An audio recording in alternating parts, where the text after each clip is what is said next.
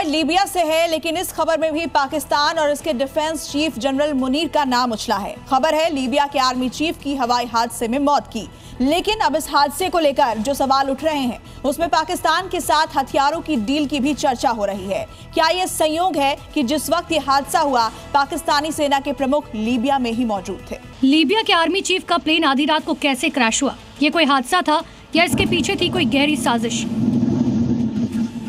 बीती रात हुए हादसे के बाद से ये सवाल पूरे वर्ल्ड मीडिया में छाया हुआ है। आखिर एक ऐसा संयोग है कि लीबिया के जो आर्मी चीफ मोहम्मद अली अहमद अल अहद बिखरे हुए मुल्क के अलग अलग गुटों को एक साथ लाने की कोशिश कर रहे थे, वो एक प्लेन क्रैश में कैसे मारे गए? इस सवाल के 3 पहलू हैं। एक तो लीबिया के विमान में तुर्की में गिरने की वजह से कयास है, क्योंकि तुर्की जो हाल ही के दिनों में पाकिस्तान और लीबिया दोनों का ही बड़ा रक्षा सहयोगी बना बैठा है, और दूसरी तरफ प्लेन में सवार आर्मी चीफ के सभी 8 भरोसेमंद साथियों की मौत। अब तक इस हादसे की जो डिटेल सामने आई है उसके मुताबिक विमान ने तुर्की से उड़ान भरी थी। इसमें लीबिया आर्मी चीफ समेत 8 लोगों की मौत हो चुकी है। विमान का मलबा अंकारा के पास मिला। अब तक की जानकारी के मुताबिक प्लेन टेक ऑफ के 30 मिनट बाद क्रैश हुआ। इसके पीछे की वजह विमान में तकनीकी खराबी को माना जा रहा है। विमान हादसे की खबर के साथ ही चौंकाने वाली तस्वीरें वायरल हुई। वो है पाकिस्तान के defence chief field marshal Asim Munir की। जब विमान हादसा हुआ उसके कुछ घंटे पहले आर्मी चीफ के एक विरोधी गुट के साथ डिफेंस डील कर रहा था आसिम मुनीर। अब आपको 2 तस्वीरें दिखाते हैं। 2 दिन पहले लीबिया पहुंचे पाकिस्तान के मुल्ला मुनीर ने लीबिया के साथ एक सैन्य डील की थी। लीबिया के आर्मी चीफ के विरोधी से मुलाकात की थी, उसके साथ हाथ मिलाया था, और अब लीबिया के आर्मी चीफ का प्लेन क्रैश हो गया जिसमें उनकी मौत हो गई। इस तस्वीर के बाद प्लेन क्रैश की थ्योरी में साजिश का एंगल जुड़ रहा है, क्योंकि आसिम मुनीर को पता है कि लीबिया पर 2011 से ही संयुक्त राष्ट्र संघ के प्रतिबंध है, लेकिन हथियार बेचने के लिए वो लीबिया के अलग अलग गुटों में डील करने पहुंच गए। वैसे तो मुनीर ये डील चुपचाप करने वाला था, लेकिन प्लेन क्रैश के बाद मुनीर का पूरा विजिट और हादसे की वजह अब सवालों के घेरे में आ चुकी है। बांग्लादेश में पाकिस्तान की साजिश किसी से छिपी नहीं है। हमारी अगली रिपोर्ट आपको बताएगी कि बांग्लादेश में हिंदुओं के खिलाफ हिंसा और नफरत की आग भड़काने के लिए पाकिस्तान ने कैसे अपने आतंकी एजेंट्स को एक्टिव कर दिया है। पाकिस्तान के ये एजेंट्स कैसे बांग्लादेश में हाहाकार मचाकर हिंदुओं को भगाना चाहते हैं, समझिए इस रिपोर्ट के जरिए। बांग्लादेश में कट्टरपंथियों ने जो आग लगाई है उसमें पूरे मुल्क का नामो निशान मिटने वाला है। इसे ना यूनुस की सरकार रोक पाएगी और ना ही वहां की सेना।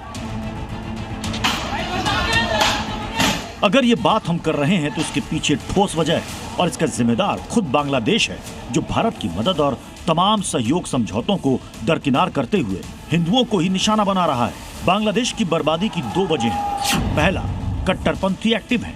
दूसरा, हिंदुओं से नफरत। बांग्लादेश की बर्बादी का दूसरा पॉइंट सबसे पहले समझते हैं, क्योंकि हिंदुओं पर अटैक की खबरें 10 दिन बाद भी आ रही हैं बांग्लादेश के अलग अलग इलाकों से। जैसा कि आप इन 2 तस्वीरों में देख रहे हैं, तारीखें 2 हैं, लेकिन हिंदुओं के खिलाफ बढ़ती नफरत जस की तस। ताजा मामला चटगांव का है, जहां 2 हिंदू घरों को निशाना बनाया गया।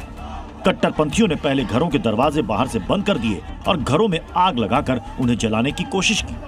इससे पहले 18 दिसंबर को ढाका में जिस तरह दीपू नाम के युवक को ईश निंदा के आरोप में पहले लिंचिंग और फिर पेड़ से लटकाकर आग लगाई गई, वो तस्वीरें देख दीपू के परिजन आज भी सहम जाते हैं।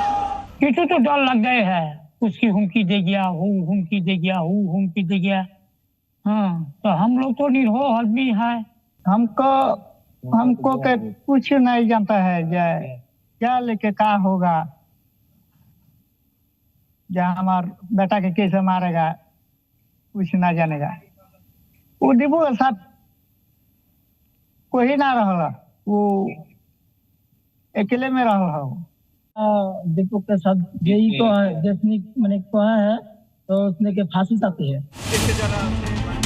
बांग्लादेश सरकार के केयरटेकर मोहम्मद यूनुस तमाम दावों के बाद ना हालात को कंट्रोल कर पा रहे हैं और ना ही हिंदुओं को सुरक्षा दे पा रहे हैं। अब यहाँ समझिए बांग्लादेश की बर्बादी का पॉइंट नंबर 1। बांग्लादेश में एक्टिव लश्कर तैयबा। हाफिज का गुर्गा बोला, बनाएंगे ग्रेटर बंगाल। बांग्लादेश में आतंकी हाफिज सईद का ये करीबी मौलाना सरेआम आग उगल रहा है। बांग्लादेश से लेकर पूरी दुनिया में मुस्लिम शासन का सब्ज बाग दिखा रहा है। सीधे शब्दों में कहे तो बांग्लादेश में कट्टरपंथी जमात के बीच जहर भर रहा है, ताकि हिंदू और दूसरे अल्पसंख्यक समुदायों का रहना वहाँ मुहाल हो जाए। जिस मुल्क में ऐसा मौलाना एक्टिव हो, अल्लाह और इस्लाम के नाम पर ऐसे जहर बो रहा हो, उस मुल्क का हश्र क्या होगा ये बताने की जरूरत नहीं है। यह हाहाकार बांग्लादेश को दुनिया के नक्शे से मिटाने वाला है। ब्यूरो रिपोर्ट, जी मीडिया।